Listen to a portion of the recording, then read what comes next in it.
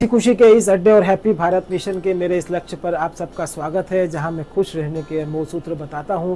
और आज के वीडियो में आपको बताऊंगा ऐसी आदतों के बारे में जिनके प्रयोग से आप आसानी से अपने मस्तिष्क में हैप्पी केमिकल का निर्माण कर सकते हैं। जिन आदतों को जानकर अपने जीवन में प्रयोग कर आप खुश भी रह सकते हैं। हमारा ब्रेन बॉडी के हर हिस्से से कनेक्ट होता है। जब भी हम कुछ भी क्रिया करते हैं तो हमारा ब्रेन नए नए केमिकल का रिसाव करता है। और आज के वीडियो में आपको यही मैं बताना चाहता हूं कि हैप्पी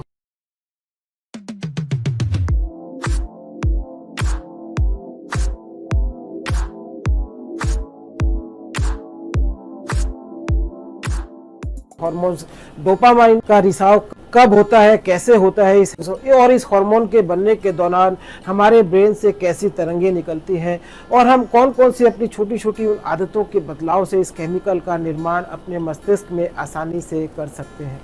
इस केमिकल का निर्माण जब हमारे मस्तिष्क में होता है तब हम घंटों घंटों भी अपने काम को करने में बोरियत महसूस नहीं करते। इसी तरह इस केमिकल के बढ़ने से हम घंटों घंटों वेब सीरीज देखने में भी नहीं थकते और अपने मनपसंद सभी कामों को करने में कभी नहीं थकते। जब इस डोपामाइन का रिसाव हमारे मस्तिष्क में होता है, किसी कारणवश अगर इस केमिकल की हमारे ब्रेन में कोई कमी हो जाती है तो शरीर और मन दोनों ही हमारा थका जैसा रहता है। इस डोपामाइन केमिकल को बनाने के लिए हर रात सोने से पहले हम कुछ नए नए गोल बनाएं और अपने ब्रेन को उन गोल को सॉल्व करने का काम सपोर्ट करें। इससे हमारा ब्रेन एक्टिव रहता है और हमारे मस्तिष्क को ऊर्जावान बना पाता है।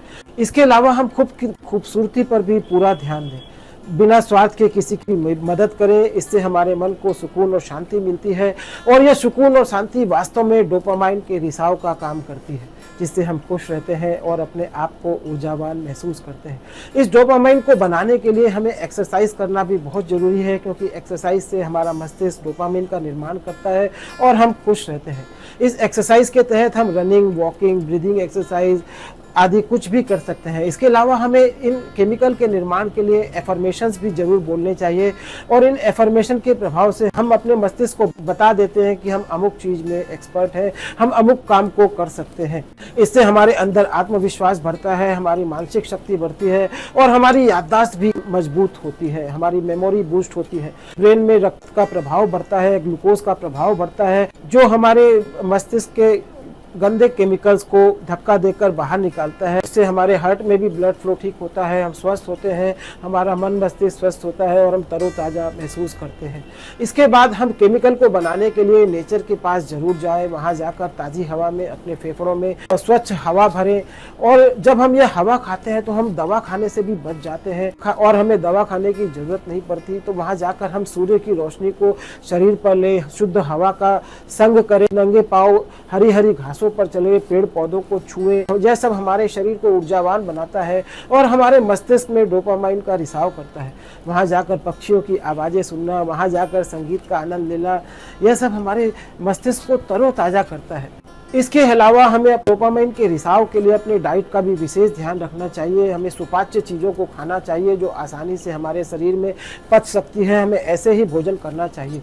गरिष्ठ भोजन खाने से हमेशा बचना चाहिए, जैसे फास्ट फूड खाने से हमें जरूर बचना चाहिए, क्योंकि यह हमारे शरीर और मन दोनों को स्लो करते हैं, आलस्य में भर देते हैं, क्योंकि इनका पचना बहुत देर से होता है। इसके अलावा मस्तिष्क में डोपामाइन केमिकल के इस रिसाव के लिए हम चॉकलेट, चूरन, सुपारी आदि का प्रयोग भी करें तो बहुत अच्छा होता है। इन सब चीज़ों के प्रभाव से हम अपने मस्तिष्क में आसानी से हैप्पीनेस के केमिकल डोपामाइन को बना पाते हैं। इस केमिकल्स के निर्माण के लिए हमें अपने थॉट्स पर भी ध्यान देने की ज़रूरत है, अपने बिलीफ सिस्टम पर ध्यान देने की ज़रूरत है कि हम सकारात्मक ही सोचें, अच्छा सोचें और वो सोचें जो वास्तव में हम होते हुए देखना चाहते हैं। इसके अलावा हम अपने थॉट्स और विचारों की समय समय पर उल्टी भी करें, किसी को बोल दें या किसी कागज़ पर कलम के द्वारा अपने विचारों को लिख डालें। इससे भी हम अपने मन को खाली कर पाते हैं, जिससे केमिकल का रिसाव होना शुरू होता है और हम खुश रह पाते हैं। इस केमिकल के निर्माण के लिए स्वच्छता और प्रकाश की भी बहुत ज़रूरत होती है, इसलिए हमें स्वच्छ वातावरण, प्रकाश तुल्य वातावरण में रहने की विशेष कोशिश करनी चाहिए, जिससे हमारा स्वास्थ्य भी अच्छा रहता है और हमारे मस्तिष्क में निरंतर डोपामाइन का रिसाव होता है, जिससे हम खुश, तंदुरुस्त और ऊर्जावान रह सकते हैं। अगर हमारे आसपास कोई ऐसे लोग हो जो हमें नकारात्मकता से भरते हो, उनसे दूरी बनाना भी हमारे इस केमिकल के निर्माण में बहुत महत्व रखता है, क्योंकि ऐसे लोग हमारे जीवन में कुछ विचारों को छोड़कर हमारे जीवन में इसकी सप्लाई रोक देते हैं। इससे हमारी सुकून और शांति भंग हो जाती है। इसलिए हमें इन लोगों से दूरी बनाकर रखना भी इस केमिकल के निर्माण के लिए बहुत ज़रूरी है। अगर हमारे जीवन में कोई गलत आदत है तो उसे छोड़ने से भी हमारे मन को शांति और सुकून की प्राप्ति होती है और हमारे मस्तिष्क में डोपामिन का केमिकल रिसाव निरंतर होते रहता है। जब तक हम अपने परिवार के साथ समय बिताते हैं, परिवार के महत्व को जीवन में देते हैं, तब तक हमें सुकून और शांति मिलती है और इस केमिकल का रिसाव भी हमारे अंदर निरंतर होते रहता है। वर्तमान में परिवार के साथ समय बिताने का अवसर हम खोते चले जा रहे हैं, परिवार के साथ समय नहीं बिताते और इन अवसरों को टालने की कोशिश करते हैं, तो इस ओर भी हमें ध्यान देना है। वर्तमान समय में बच्चे परिवार के साथ समय बिताने के अवसर को टाल मटोल करते हैं, इसकी ओर हमें ध्यान देना है। इसी तरह हमें अपने मित्रों के साथ समय बिताने पर भी ध्यान देना चाहिए, इससे हमें सुकून और शांति मिलती है और इस डोपामिन केमिकल का रिसाव भी होता है, हमारे मन मस्तिष्क में शांति मिलती है। और एक कमाल की बात बताता हूँ, किसी ने खूब कही है, अपने मित्रों के सामने हम दिल की बातों को खोल कर रख पाते हैं तो औजारों से दिल खोलने की हमें जरूरत नहीं पड़ती। इस तरह हमारे जीवन में निरंतर केमिकल का रिसाव प्राकृतिक रूप से हमारे मस्तिष्क में होता रहता है। जब हम हंसते हैं तो हमारे अंदर इस केमिकल का रिसाव होता है और हमें सुकून और शांति मिलती है। किसी को हक करने से, किसी को प्यार से टच करने से भी हमारे मस्तिष्क में इस केमिकल का रिसाव होता है। तो हम इस थेरेपी को भी अपने जीवन में अपना सकते हैं, इन बातों को भी अपना सकते हैं, जिससे हम आसानी से शांति और खुशी का अनुभव कर सकते हैं।